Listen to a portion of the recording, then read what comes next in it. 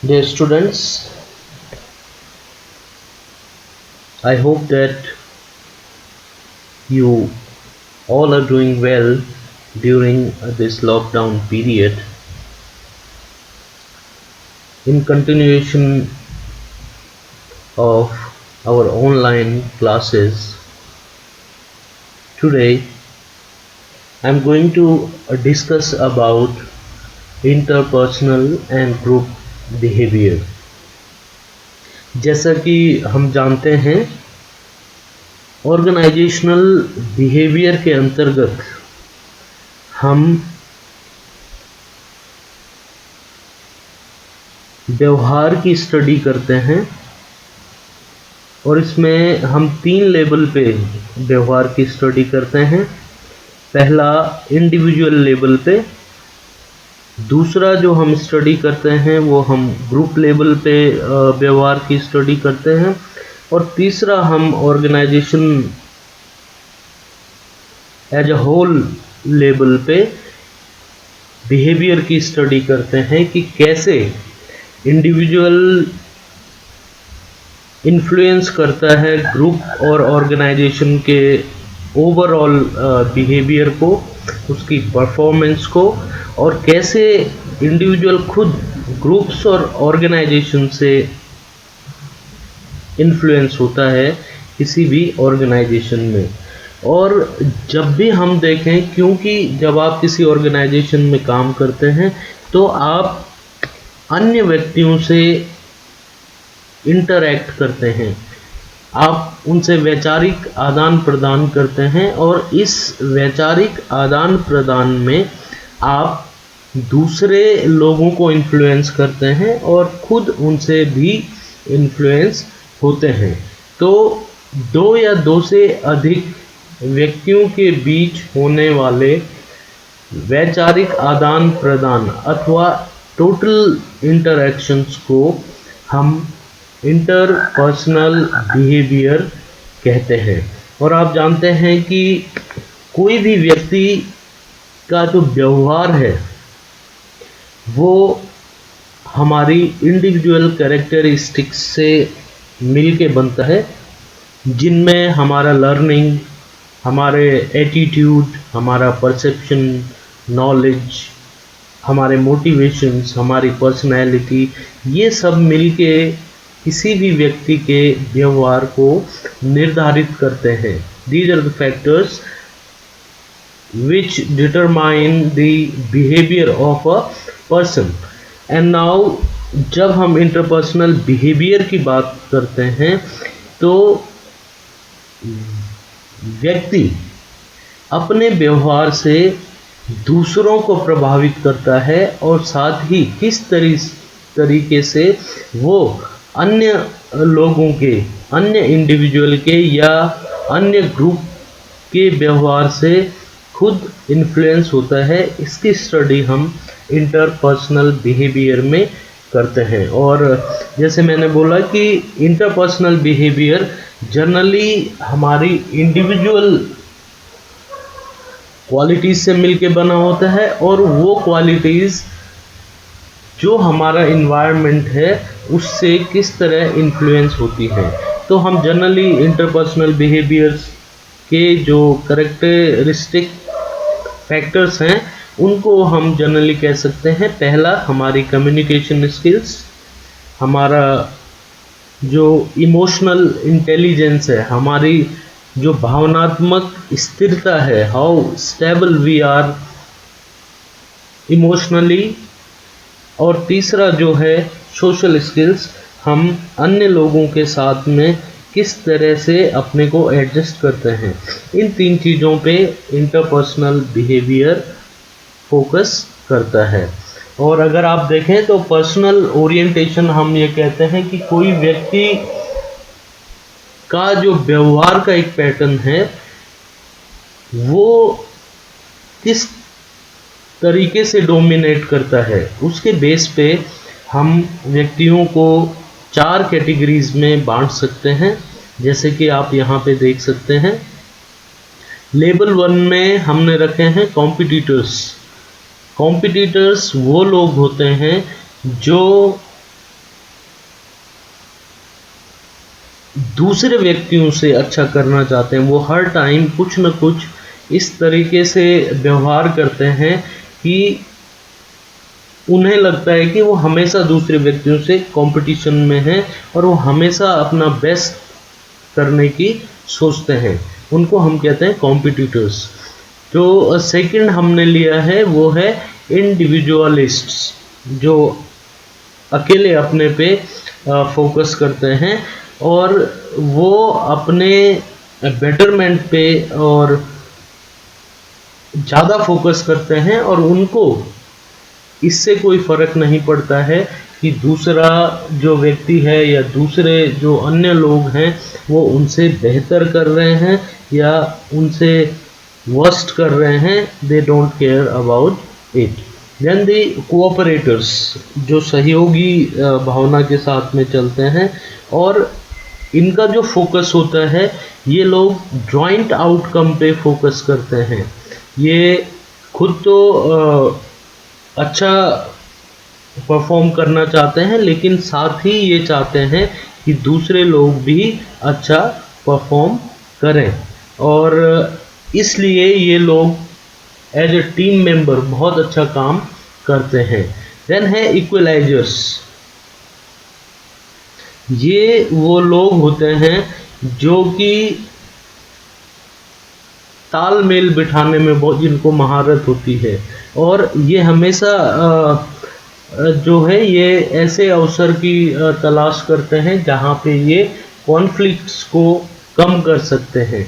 तो ये दूसरों के बीच में जो डिफरेंसेस हैं उनको बहुत जल्दी सॉल्व करना इनके पास करने की स्किल होती है और इसलिए इनको इक्वलाइजर करते हैं कि ये बैलेंस बनाने में माहिर होते हैं। लेकिन अगर हम देखें कि व्यक्तियों कि ये जो चार तरह के हमने टाइप्स ऑफ इंडिविजुअल्स जो पढ़े हैं, कॉम्पिटिटर और इक्वलाइजर, ये एक्चुअल में व्यक्ति का जो डोमिनेटिंग कैरेक्टरिस्टिक्स होता है, डोमिनेटिंग बिहेवियरल पैटर्न होता है, जब वो किसी ऑर्गेनाइजेशन को ज्वाइन करता है तो वो अपने व्यवहार को अपने साथ ऑर्गेनाइजेशन में लेके जाता है और वहाँ पे वो किस तरीके से अपने व्यवहार से ऑर्गेनाइजेशन की परफॉर्मेंस को इम्पैक्ट करता है, ऑर्गेनाइजेशन के ह्यूमन रिसोर्सेज को इम्पैक्ट करता है।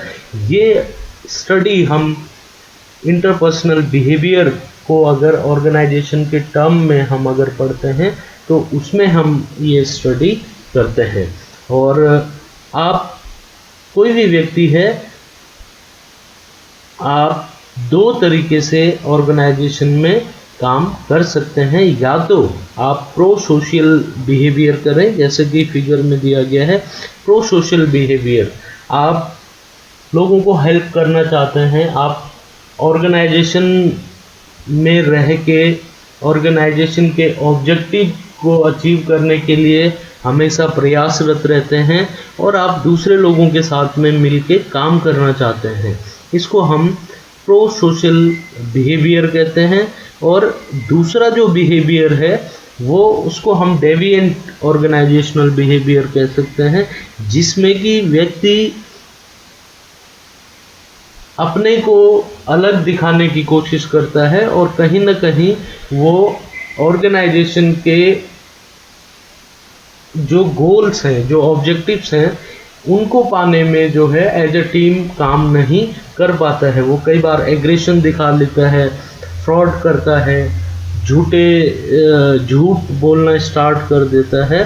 तो इसकी भी स्टडी हम ऑर्गेनाइजेशनल बिहेवियर में इंटरपर्सनल बिहेवियर के तहत करते हैं। और ये जैसे मैंने बताया था पर्सनैलिटीज़ डिफरेंट टाइप्स की हैं, तो वो कहीं ना कहीं अगर इन दो बिहेवियर जो प्रोसोशियल और डेविएंट बिहेवियर है, इनमें कंपटीशन होता है, अलग व्यक्तित्व के लोग होते हैं, तो उनमें कॉन्फ्लिक्ट्स होना ज़रूरी है, जिसको हम कोऑपरेशन से मीट आउट या सॉल्व कर सकते हैं।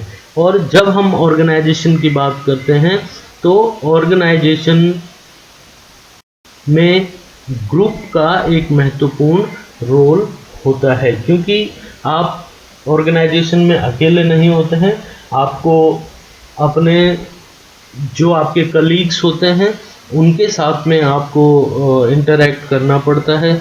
आपको ग्रुप्स के साथ में, ऑर्गेनाइजेशन में ग्रुप्स हो सकते हैं in the form of departments. तो डिपार्टमेंट्स आप जो है इंटर डिपार्टमेंटल आप इंटरेक्शन होते हैं, और इंट्रा डिपार्टमेंटल मीन्स आपके जो अपने डिपार्टमेंट के लोग हैं उनसे भी आपके इंटरेक्शंस होते हैं। तो ग्रुप किसे कहते हैं? ग्रुप को जनरली हम डिफाइन कर सकते हैं कि ग्रुप एक ऐसा अरेंजमेंट है दो या दो से अधिक लोगों का जो कि आपस में इंटरैक्ट करते हैं, आपस में एक दूसरे पर निर्भर होते हैं, और जिनका उद्देश्य किसी कॉमन गोल को अचीव करना होता है। तो आप यहाँ पे देखेंगे it is an arrangement of 2 और मोर इंडिविजुअल्स, पहला शर्त है। दूसरा शर्त, वो इंडिविजुअल्स आपस में इंटरैक्ट करें और उनकी जो एक्टिविटीज़ हैं वो आपस में इंटरडिपेंडेंट होनी चाहिए।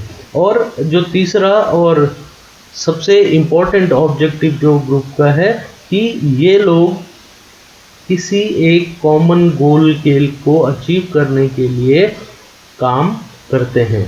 तो यहाँ पे अचीवमेंट ऑफ कॉमन गोल सबसे ज़्यादा इम्पोर्टेंट एस्पेक्ट है।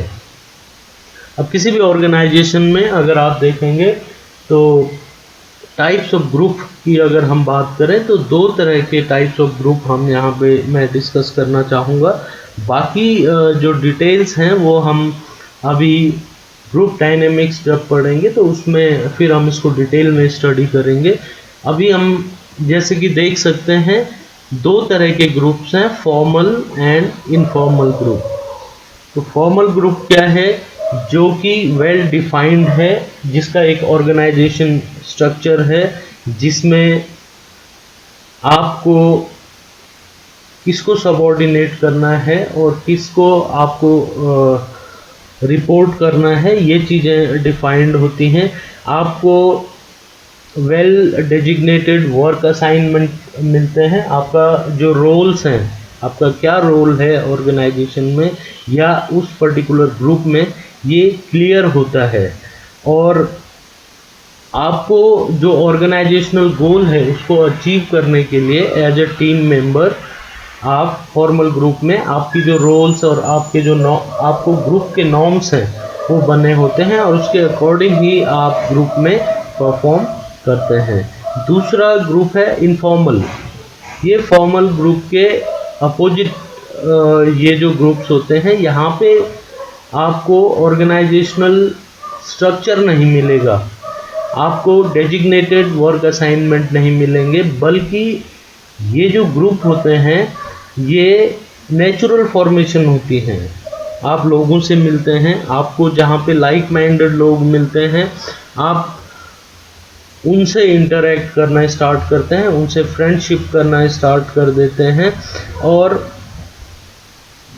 ये ग्रुप जो इनफॉर्मल ग्रुप्स होते हैं ये भी फॉर्मल ग्रुप की तरह ही किसी भी ऑर्गेनाइजेशन में इम्पोर्टेंट होते हैं। ऐसा नहीं है कि इनफॉर्मल ग्रुप इम्पोर्टेंट नहीं होते हैं, लेकिन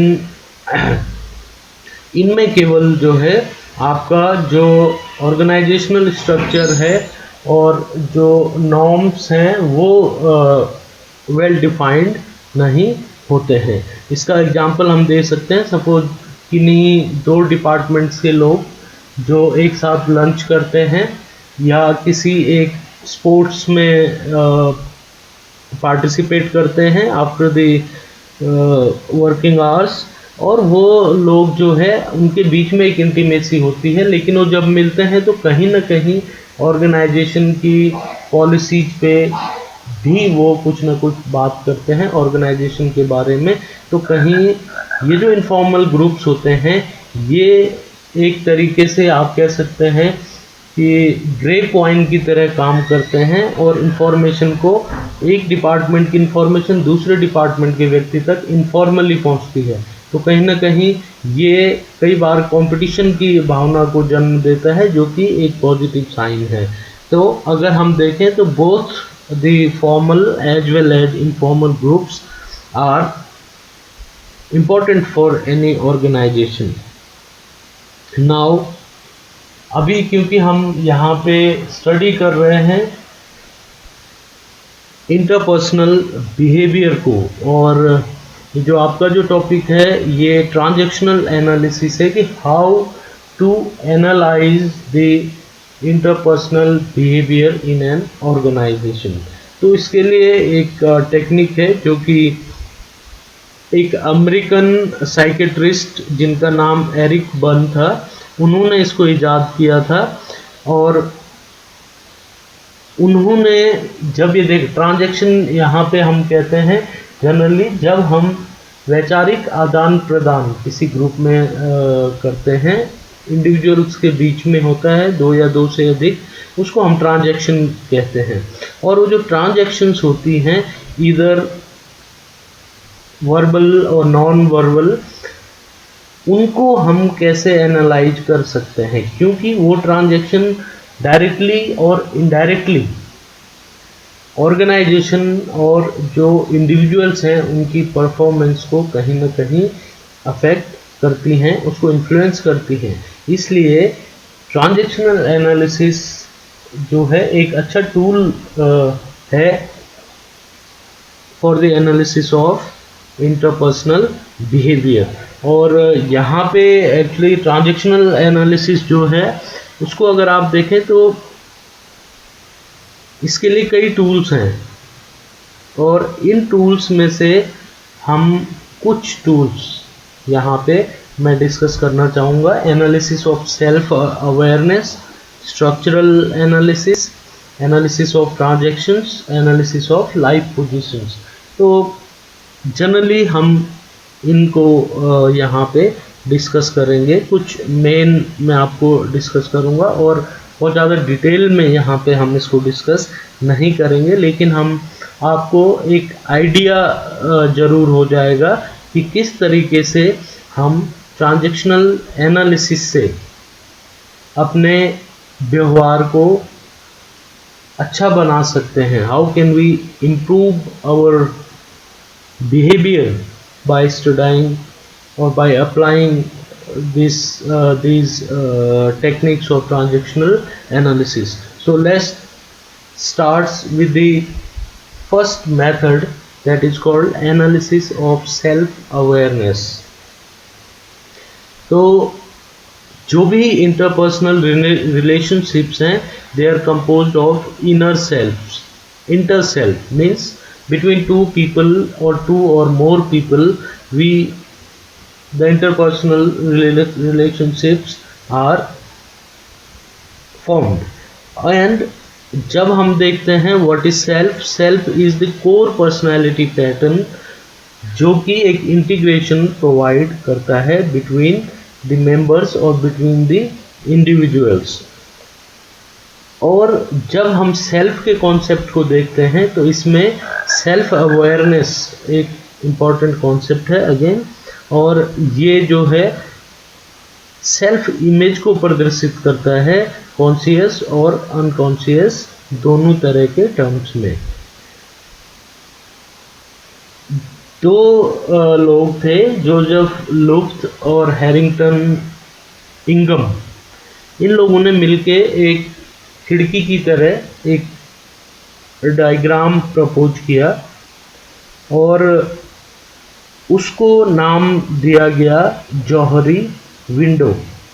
और जौहरी जो है ये जो from Joseph and Harry from Harrington मिला के जौहरी बना है, तो इसको हम जौहरी विंडो कहते हैं। और ये किसी इंडिविजुअल की पर्सनैलिटी को देखने के लिए उनके बिहेवियर और एटीट्यूड को कैसे हम चेक कर सकते हैं उसके लिए एक बहुत अच्छा टूल है। तो let's go to this figure. यहाँ पे आप देख सकते हैं अगर इसको आप एक विंडो कहें, this is a window with 4 panes, इसमें 4 पेन हैं और इन 4 पेन पे अलग अलग सबको नाम से डिफाइन किया गया है। तो जनरली हम देखते हैं यहाँ पे आता है कि known to others, not known to others, और यहाँ पे होता है known to self and not known to self, known to self and not known to self, यहाँ पे not known to self आ जाएगा, ये इस फिगर में कट गया है। तो जनरली ये 4 पेन हैं और ये पेन बताता है, जो पहला जो पेन है ये आपकी पर्सनैलिटी का, अगर आपकी टोटल पर्सनैलिटी को 4 पेन्स में, हम विंडो पेन में 4 पेन्स में अगर पर्सनैलिटी को डिवाइड कर दें तो ये फिगर हमें ये बताता है कि जो पहला पेन है आपके पर्सनैलिटी का, उसको हम कहते हैं open self. Open self is known to others and known to oneself. Both you and others are known to this particular section of our personality. Information, यहाँ पे वो सारी इंफॉर्मेशन है जिनको आप भी जानते हैं अपने बारे में और लोग भी आपकी पर्सनैलिटी के इन फीचर्स को जानते हैं। दूसरा जो सेल्फ है वो है नोन टू अदर्स, जो दूसरा जानते हैं लेकिन आप अपने बारे में खुद नहीं जानते हैं, that is called blind self. यहाँ पे क्या है कि आप अपने बारे में कई चीज़ें नहीं जानते हैं और ये बहुत इम्पोर्टेंट एस्पेक्ट है, क्योंकि कई बार जैसे आपकी कोई क्वालिटीज़ होती हैं लेकिन आपको खुद पता नहीं होता है और दूसरे आपको बताते हैं कि आप तो ये काम बहुत अच्छा करते हैं या आपके पास ये क्वालिटीज़ है, तो आप उसको जान के अपने इस विंडो पेन को एक्सपेंड कर सकते हैं। तो ये ब्लाइंड सेल्फ है जिसमें आप नहीं जानते हैं but the others know about the qualities of yours. The third is hidden self, ये हिडन है और अगर इसको आप देखें तो unknown to others but known to you, इसके बारे में हम तो जानते हैं, हमारी कुछ क्वालिटीज़ होती हैं जिनको हम जानते हैं लेकिन हम इसको अन्य लोगों को नहीं बताते, हम इनको एज अ सीक्रेट रखते हैं। और जो सीक्रेट होता है ये दे आर इम्पॉर्टेंट, क्योंकि लाइफ में सीक्रेट होना चाहिए, but what should be the quantity of this secret और this secret portion hidden self, ये डिपेंड करता है कि आप कितने ओपन हैं।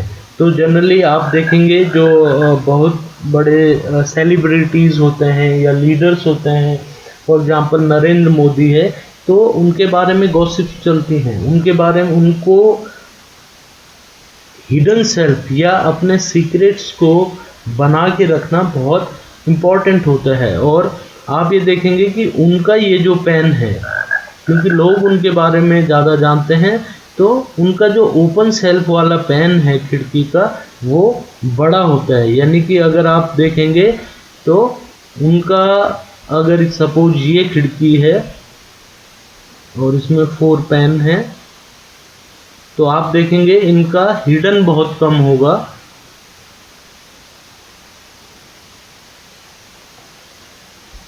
और हिडन तो जो है वो बहुत कम होगा, लेकिन ओपन सेल्फ बड़ा होगा। ये कुछ काम नहीं कर रहा है तो ये इस तरह कुछ होगा। इनका जो ओपन होगा वो एक्सपेंडेड होगा, और ये ओपन वाली खिड़की, क्योंकि वो बहुत ज़्यादा पब्लिक लाइफ में रहते हैं, इसलिए उनकी कोई जो क्वालिटीज़ हैं लोग उन्हें बताते रहते हैं। तो ये वाली जो पेन है ये इधर को भी उनका एक्सपेंडेड रहता है। और अब चौथे पेन की बात करते हैं जो कि है अननोन सेल्फ। तो आप देख सकते हैं अननोन सेल्फ में ना तो आप अपने बारे में कुछ बातें हैं जो आप जानते हैं, कुछ अनटैप्ड पोटेंशियल है जो हम खुद अपने बारे में नहीं जानते हैं और दूसरे भी नहीं जानते हैं। तो जो जौहरी विंडो है ये एक दूसरा हम अगर देखें तो आप एक अच्छे टीम प्लेयर बन सकते हैं यदि हम अपने ओपन जो हमारा विंडो का पेन है अगर हम इसको एक्सपेंड करते हैं, अपने ब्लाइंड को कम करते हैं। और इस ब्लाइंड को कम कैसे करेंगे, क्योंकि ये यहाँ पे वो क्वालिटीज़ हैं जो कि हम नहीं जानते हैं लेकिन लोग जानते हैं। तो आप कंटिन्यूअस फीडबैक ले सकते हैं। आप अपने फ्रेंड्स, जो आपका फ्रेंड सर्कल है वो आपको इनपुट दे सकता है इसके बारे में और आप लोगों से आप इस पे वर्क कर सकते हैं। और ये जो ब्लाइंड सेल्फ वाला आपका पेन है इसको रिड्यूस करके ओपन सेल्फ बना सकते हैं। आप जितने ओपन होंगे आप उतने सोशल होंगे, उतने अच्छे टीम प्लेयर होंगे। हिडन भी अगर आप देखें तो इसको भी रिड्यूस किया जा सकता है और ओपन को बड़ा किया जा सकता है। तो कुछ चीज़ें हैं जो बहुत इम्पोर्टेंट हैं और सीक्रेट होना एक अच्छी बात है। अगर आपकी लाइफ में सीक्रेट नहीं है तो फिर लाइफ में थोड़ा मज़ा कम आता है। तो आपको हिडन सेल्फ रखना ज़रूरी है। लेकिन जब आप इस तरीके हैं, आप लोगों के टच में रहते हैं, लोगों को से फीडबैक लेते हैं, उनको फीडबैक देते हैं, तो कहीं ना कहीं आप अपने सीक्रेट्स बताते रहते हैं। और जितने ज़्यादा लोग आपके सीक्रेट्स जानेंगे वहाँ पे आपका जो ओपन सेल्फ है ये बड़ा होता रहेगा। और सबसे इम्पोर्टेंट जो पार्ट है जहाँ पे काम करने की ज़रूरत है वो है आपका अननोन सेल्फ, जो ना कि आप जानते हैं और ना कोई और जानता है। तो हमें अपनी पर्सनैलिटी को एक्सपेंड करने के लिए खुद को जानना ज़रूरी है। इसके लिए हम बहुत सारे सेल्फ एक्चुअलाइजेशन टेक्निक्स, हम योगा, मेडिटेशन और इस तरीके से अपने को परिष्कृत कर सकते हैं, इम्प्रूव कर सकते हैं। और जो हमारा हिडन पोटेंशियल है हम उसको जान के उसको कुछ अच्छे कामों में लगा सकते हैं, उसको ऑर्गेनाइजेशन के बेटरमेंट के लिए यूज कर सकते हैं। तो कुल मिला के हम ये कह सकते हैं कि ये जो जौहरी विंडो है ये हमें हमारी अपने प्रति कितनी अवेयरनेस है, हम कितने अवेयर हैं अपने बारे में, अपने पोटेंशियल के बारे में, इसको जानने में और अपने जो पोटेंशियल है उसको और बढ़ाने में मदद करती है। और ये हमारे ट्रांजैक्शन एनालिसिस का पहला टूल है। और अब हम दूसरा टूल जो बात कर रहे हैं that is the structural analysis. इसमें हम जनरली पर्सनैलिटी को एनालाइज करते हैं और पर्सनैलिटी को एनालाइज किया जाता है on the basis of ego states. जो ईगो स्टेट्स हैं इनके बेसिस पे हम पर्सनैलिटी को एनालाइज करते हैं। और एक बात यहाँ पे जो ध्यान देने योग्य है कि ego states do not have an existence. ये ऐसे दिखता नहीं है लेकिन ईगो स्टेट्स जो हैं ये कॉन्सेप्ट हैं और इसके अकॉर्डिंग हर एक व्यक्ति की पर्सनैलिटी के 3 ईगो स्टेट्स होते हैं जो कि आप देखेंगे child state, adult state and parent state. तो कहीं ना कहीं ये तीनों स्टेट्स किसी एक टाइम पे व्यक्ति इन 3 में से किसी एक स्टेट में होता है। और ये जो स्टेट्स हैं, ईगो स्टेट्स हैं, ये ह्यूमन बिहेवियर को शेप करने में बहुत महत्वपूर्ण भूमिका निभाते हैं। और जब हम एक किसी दूसरे व्यक्तियों से इंटरेक्ट करते हैं तो ये हमारी जो साइकोलॉजिकल पोजीशन होती है और जिस तरीके से हम बिहेव करते हैं, ये ईगो स्टेट कहलाता या कहलाती है। और ईगो स्टेट जो है वो किसी व्यक्ति के सोचने, महसूस करने और व्यवहार करने का तरीका है। किसी टाइम पे आप किस समय किस तरीके से सोचते हैं, किस तरीके से व्यवहार करते हैं और किस तरह से आप महसूस करते हैं, इसको हम ईगो स्टेट कहते हैं। और अगर आप एक हेल्दी पर्सन हैं तो you can move from one ego state to another ego states.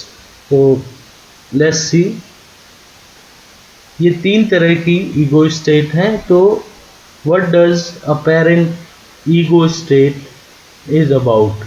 तो जब हम जो है कुछ इस तरीके से व्यवहार करते हैं जो कि हम अपने पेरेंट्स से कॉपी करते हैं। हम एक्चुअली क्या, व्यक्ति कई बार आप देखते होंगे, कोई आपका फ्रेंड हो सकता है और वो लेकिन आपको बार बार बोलता है नहीं ये नहीं करना है, ये कर सकते हैं, ये नहीं। ये एक पेरेंट टाइप का जो व्यवहार है, इसको हम पेरेंट ईगो स्टेट कहते हैं। तो पेरेंट भी 2 तरीके होते हैं। एक होता है नर्चरिंग पेरेंट, जो आपको नर्चर करते हैं, जो कि बच्चे को फ्रीडम देते हैं, तो वो बच्चा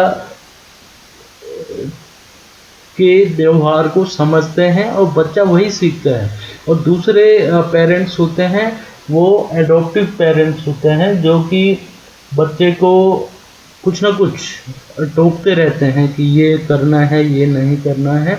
तो कहीं ना कहीं ये एक इसके बेसिक जो हम बात करते हैं कि पेरेंट जो ईगो स्टेट है, वहाँ पे आप एज अ पेरेंट डील करते हैं। इसमें एज का या आपके एक्सपीरियंस का कोई बहुत बड़ा रोल नहीं है, लेकिन ये एक हमारे बिहेव करने का एक तरीका है जिसके अकॉर्डिंग हम कहते हैं कि हाँ ये जो है इस तरीके से पेरेंट्स की तरह व्यवहार कर रहे हैं। दूसरा ईगो स्टेट है चाइल्ड ईगो स्टेट, और इसको हम चाइल्ड ईगो स्टेट इसलिए कहते हैं कि इस तरह के व्यवहार करने वाले व्यक्ति का जो सोचने का तरीका है, महसूस करने का तरीका है, वो एक बच्चे की तरह होता है।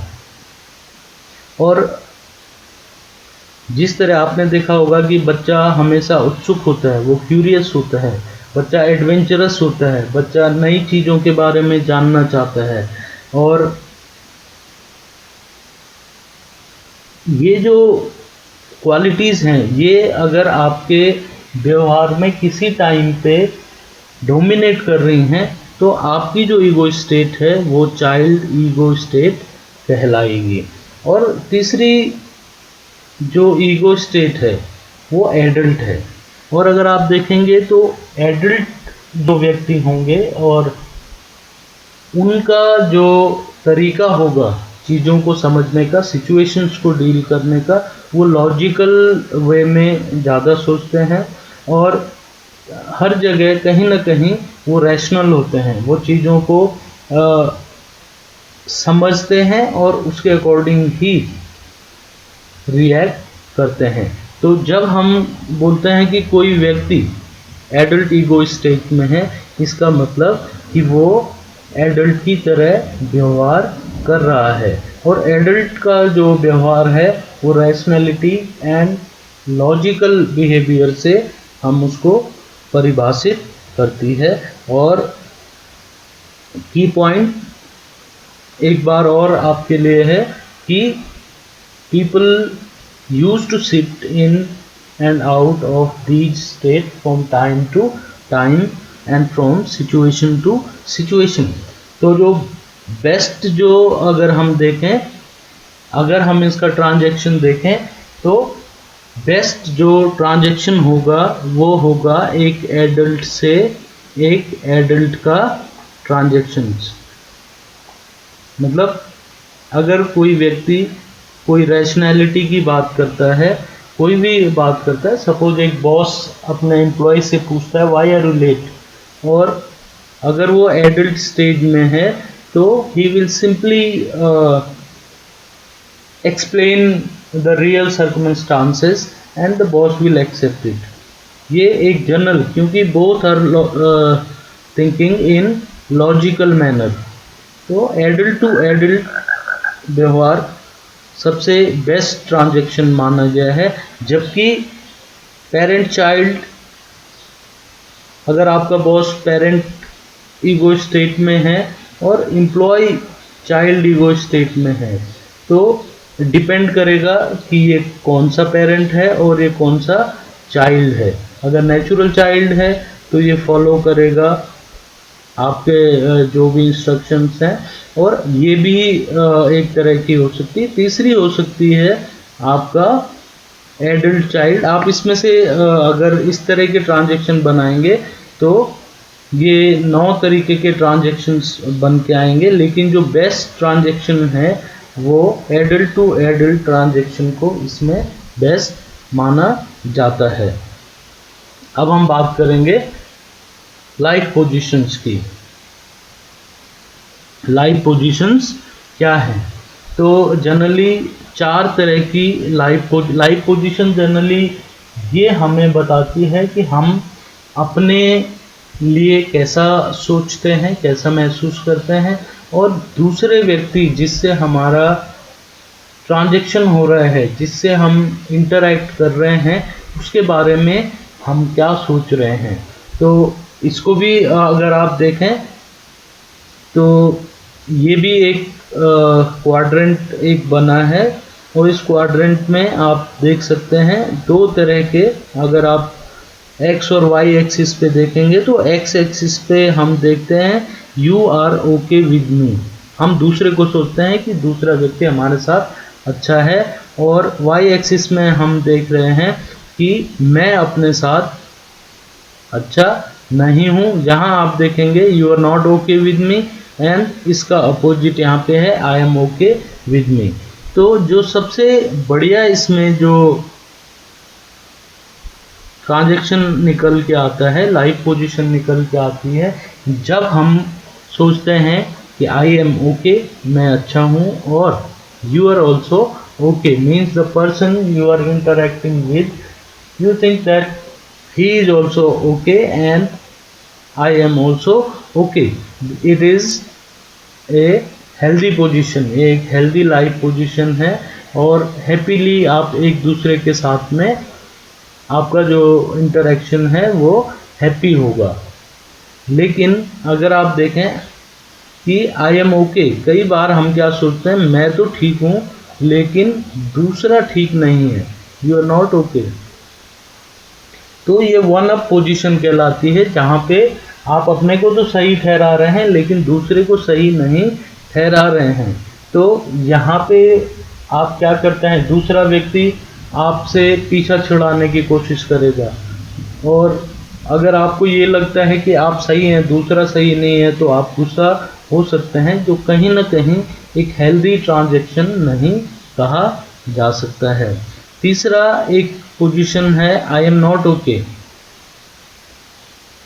ऐसी सिचुएशंस होती है जहाँ पे हम ये सोचते हैं कि दूसरा तो ओके है लेकिन मैं ओके नहीं हूँ, आई एम नॉट ओके। तो यहाँ पे ये देखा जाता है कि कई बार हम डिप्रेस्ड होते हैं, कई बार स्ट्रेस की सिचुएशन में जब हमारा कॉन्फिडेंस लेवल नीचे रहता है, कॉन्फिडेंस लेवल बहुत अच्छा नहीं रहता है, तो हमें ये लगता है चलो मेरी ही गलती है, मेरे साथ ही ऐसा चल रहा है ना, भाग्य का दोष है। तो यहाँ पे क्या होता है कि हम अपने को 1 स्टेप डाउन लेके चलते हैं, और कहीं ना कहीं इन्फीरियर फील हम इस पोजीशन में करते हैं, और हम वहाँ पे अपने को हेल्पलेस दिखाते हैं कि जी मैं तो गलत हूँ। कई बार आपने देखा होगा आपका टीचर या आपका बॉस आपसे कुछ कहता है और आप अपराधी की तरह उसको सुनते रहते हैं, क्योंकि आप वहाँ पे you are not feeling okay. और जबकि आपको लगता है आपका बॉस या टीचर वो ओके है, वो बिल्कुल सही कह रहा है। तो ये वन डाउन पोजीशन है और ये भी एक हेल्दी पोजीशन हम इसको नहीं कह सकते हैं। और ये एक और पोजीशन यहाँ पे बनती है, that is I am not okay and you are not okay. ये this is the worst position. और ये तब होता है कई बार जब हम बहुत ज़्यादा डिप्रेस्ड होते हैं, बहुत ज़्यादा पेसिमिस्ट हो जाते हैं लाइफ के प्रति। और ये पोजीशन में आप खुद को तो गलत मानते ही हैं, दूसरे को भी गलत मानते हैं। आप सोचते हैं कि whatever is happening with me और whatever is happening with anybody is wrong, क्योंकि आप सोचते हैं कि नहीं, जो भी होगा वो गलत होगा। और कई बार इस पोजीशन में जो लोग होते हैं, जो कि ये फील करते हैं आई am not okay and nobody is okay, ये लोग कई बार सुसाइडल टेंडेंसी के भी हो सकते हैं, they can attempt to suicide. तो ये this is the worst position and it should be avoided. और यहाँ पे हम जो है हम किसी के साथ भी कंफर्टेबल फील नहीं करते हैं और निराशावादी एक एटीट्यूड है। तो जब हम लाइफ पोजीशन की बात करते हैं तो we should try to be in this situation where you think that I am okay and you are okay. So मुझे लगता है कि आज के लिए इतना ही। Thank you. और आपको जिस तरह से हम रोज़ आपसे अपेक्षा करते हैं कि आप इस वीडियो लेक्चर के बाद अपने नोट्स ज़रूर शेयर करेंगे और अपना बहुत बहुत ध्यान रखेंगे इस लॉकडाउन में। So that's all for today. Thank you.